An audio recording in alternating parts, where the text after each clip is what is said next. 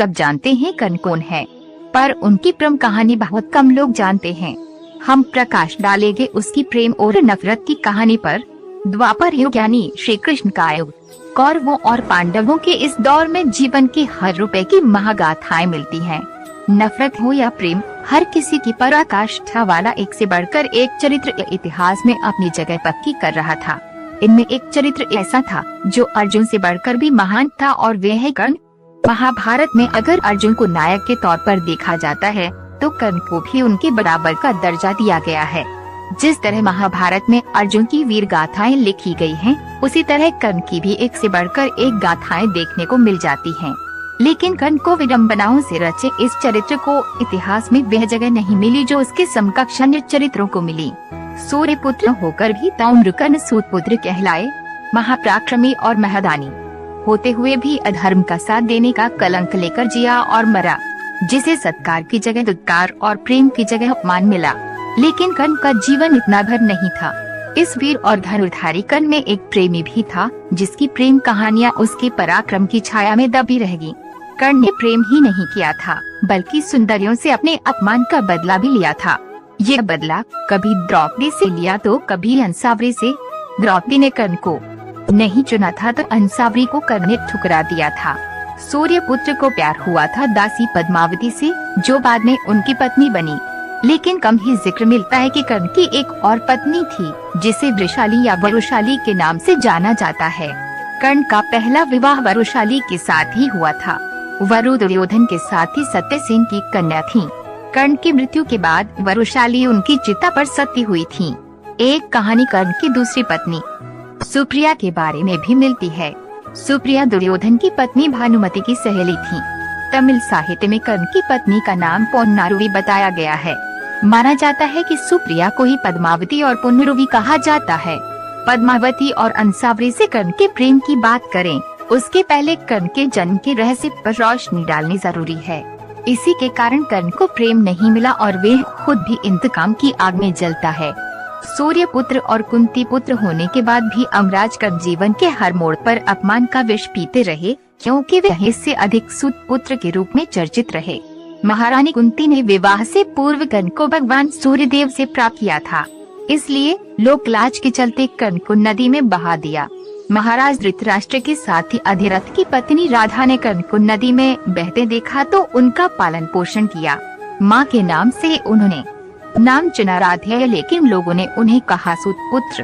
कर्ण की प्रेम कहानी में सबसे अधिक चर्चा द्रौपदी से प्रेम की होती है, लेकिन शास्त्रों में कहीं इस बात का जिक्र नहीं है कि कर्ण और द्रौपदी एक दूसरे से प्रेम करते थे। जब द्रौपदी का स्वयंवर रचा गया तब अन्य राजाओं की तरह अंगराज कर्ण भी वहां पहुंचे। उसकी वीरता के बारे में सुनकर द्रौपदी उसकी तरफ आकर्षित जरूर हुई, लेकिन कृष्ण को इसका पता चल गया। श्री कृष्ण के कहने पर धृष्टद्युम्न ने कर्ण को सुपुत्र कहते हुए स्वयंवर में भाग लेने से मना कर दिया। प्रेम का ये अंकुर फूटने से पहले ही दफन हो गया। इसके बाद द्रौपदी और कर्ण के प्रेम की बात कहीं नहीं आई। द्रौपदी के स्वयंवर में अपमानित होकर कर्ण अपने राज्य लौट रहे थे। इसी दौरान जंगल में कर्ण ने देखा कि कुछ बदमाश दो सुंदरियों को घेरकर उनकी इज्जत से खेलने की कोशिश कर रहे हैं। इनमें से एक राजा चित्रवत की पुत्री अंसावरी तो दूसरी उनकी दासी धूमसेन की पुत्री पद्मावती। दुराचारियों ने राजकुमारी अंसावरी पर हमला किया तो पद्मावती सामने खड़ी हो गई।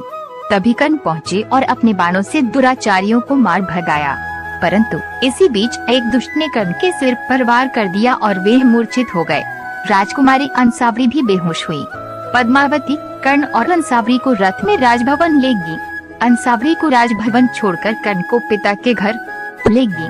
पद्मावती के पिता ने वैद्य को बुलाया और उपचार के बाद कर्ण ठीक हो गए। कर्ण पास बैठी पद्मावती को देखते कि देखते रह गए। दोनों मन ही मन एक दूसरे से प्रेम करने लगे। उधर अंसावरी ने पिता को कर्ण की वीरता की कहानी सुनाई तो महाराज चित्रवत का सैनिक उनका संदेश लेकर कर्ण के पास पहुंचा। कर्ण सैनिक के साथ चित्रवत के राजभवन गए, जहाँ राजकुमारी अंसावरी ने उनका स्वागत किया। महाराज चित्रवत कर्ण से कहते हैं कि आपने मेरी बेटी के प्राण बचाकर बड़ी कृपा की है। मेरी इच्छा है कि आप कुछ दिन रुककर मेरा आतिथ्य स्वीकार करें। कर्ण मान जाते हैं। कर्ण और राजकुमारी अंसावरी एक दूसरे के करीब आ जाते हैं। अंसावरी अपने मन की बात अपनी सखी व दासी पद्मावती को भी बताती हैं। हालांकि पद्मावती अपने प्रेम की बात छुपा जाती है।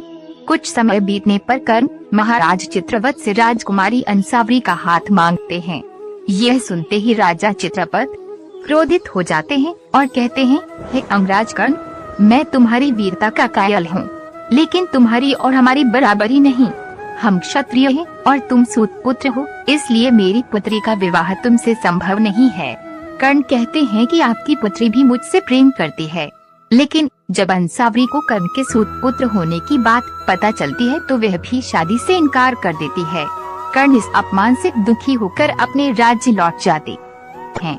कुछ समय बाद राजा चित्रवत अपनी पुत्री अंसावरी का स्वयंवर कराते हैं।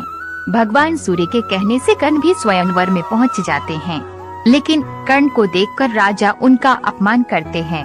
कर्ण कहते हैं कि हाँ, मैं सत्पुत्र हूँ, लेकिन सभी क्षत्रिय राजाओं को एक साथ युद्ध में हरा सकता हूँ। कर्ण अपने बाणों से वहाँ उपस्थित सभी राजाओं समेत महाराज चित्रवत को भी सिंहासन से बांध देते हैं। सभी कर्ण से हार मान लेते हैं। इसके बाद महाराज चित्रवत पुत्री से विवाह के लिए तैयार हो जाते हैं, लेकिन जैसे ही राजकुमारी अंसावरी वरमाला लेकर कर्ण के गले में पहनाने का प्रयास करती हैं, कर्ण पीछे हट जाते हैं। अपमान के आग में जल रहे कर्ण कहते हैं, हे राजकुमारी, मैं तुम जैसी स्वार्थी से विवाह नहीं करना चाहता। मैं तो उसे विवाह करूंगा जिसके मन में मेरे लिए निस्वार्थ प्रेम है। ये कहकर कर्ण पास खड़ी पद्मावती से पूछते हैं कि हे सूत कुमारी, क्या तुम्हारे मन में मेरे लिए प्रेम है? पद्मावती की स्वीकृति मिलने पर कर्ण उसे स्वीकार करते हैं। पद्मावती कर्ण के गले में वरमाला पहनाती है और उन्हें पति के रूप में वरण करती है।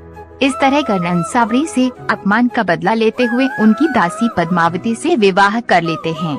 आपको हमारा ये वीडियो पसंद आया तो कमेंट में जय श्री कृष्ण